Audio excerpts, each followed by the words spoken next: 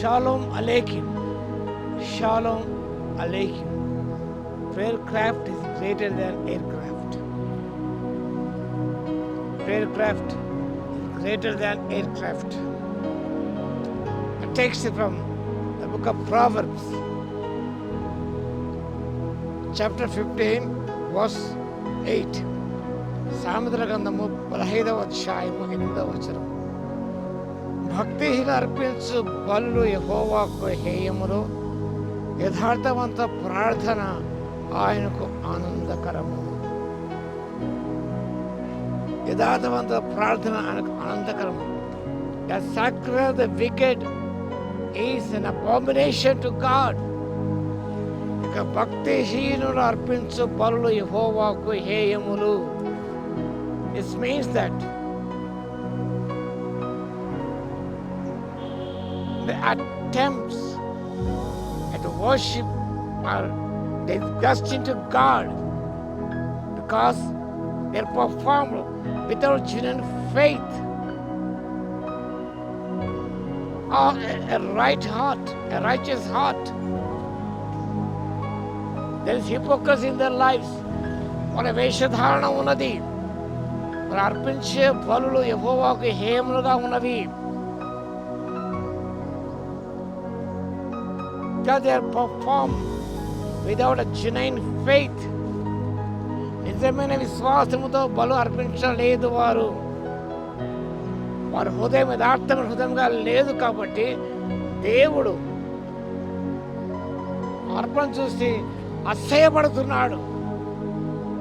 The prayer of the right upright is the delight. యథార్థవంతుల ప్రార్థన ఆయనకు ఆనందకరం అంటాడు. Meaning the lives are aligned with God's will, are pleasing to Him. Their prayers are sincere. వారి ప్రార్థన యథార్థముతో కూడుకున్నవి.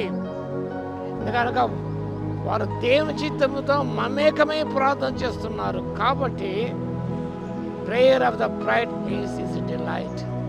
వారి యథార్థవంతుల ప్రార్థన. ఎవరు ప్రార్థన? భక్తిహీన ప్రార్థన కాదు. యథార్థవంత ప్రార్థన దేవునికి ఎంతో ఆనందకరం. God looks beyond external actions to internal character.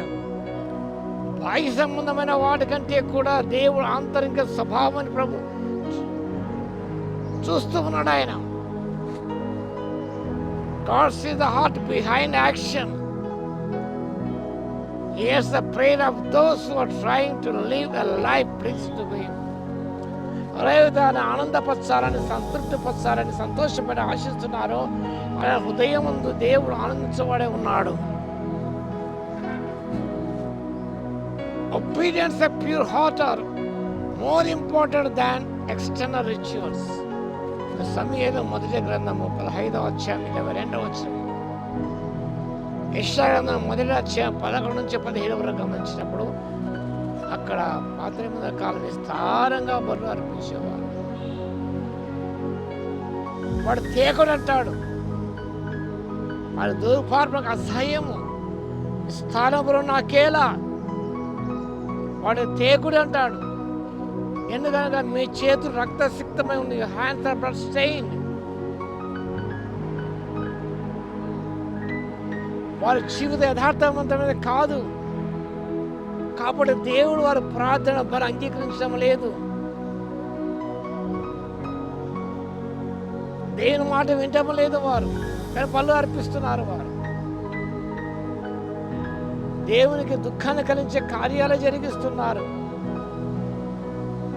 అలాంటి కార్యాలు జరిగిస్తూ దేవునికి ఇష్టమైన హేయమైన కార్యాలు జరిగిస్తూ ప్రార్థించిన దేవుడు వారి ప్రార్థన ఆనందించబడు కాదు. ఆయన He sees the heart behind the prayer.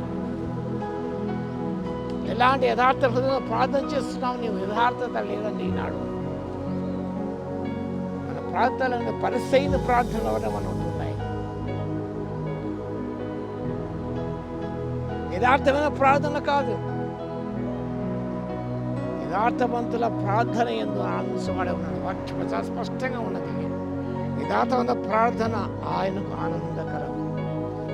ప్రార్థన ఆయనకు ఆనందకరంగా ఉన్నదా, హేకరముగా ఉన్నదా పరిశీలన చేసుకుని ప్రార్థన చేద్దాం. స్తుతికి పాత్ర మహోన్నతుడా, మీకు వందనాలు స్తోత్రాలు చెల్లిస్తున్న మా తండ్రి, మా ప్రార్థన మా జీవితం తన యథార్థవంతంగా ఉన్నప్పుడు ఆ ప్రార్థన మీకు ఆనందకరంగా ఉండే సత్యను గ్రహించుకొని జీవితాలను మార్చుకొని ప్రభు, పద్ధతులు మార్చుకొని తన మనసులో మార్చుకొని ప్రభు యథార్థంగా ప్రార్థించి మా తండ్రి దీని పొందడానికి మమ్మల్ని ఇవ్వగలందుకు మీ స్తుతి స్తోత్రాలు చెల్లించుకుంటూ ఘనమని మీ నామను కొనియాడుకుంటూ వాక్యం వింటున్న ప్రతి వారి జీవితంలో మీ కార్యాలు జరిగించమని జ్ఞాపనం చేస్తూ యేసయ్య నామమున ప్రార్థించి వేడుకొస్తున్నాము తండ్రి, ఆమేన్. తండ్రి అయిన దేవుని యొక్క ప్రేమయు మన ప్రభువును రక్షకుడైన యేసుక్రీస్తు యొక్క కృపయు పరిశుద్ధాత్మ యొక్క అన్యోన్య సహవాసము మనందరికీ సదాకాలము తోడై ఉండును కాక.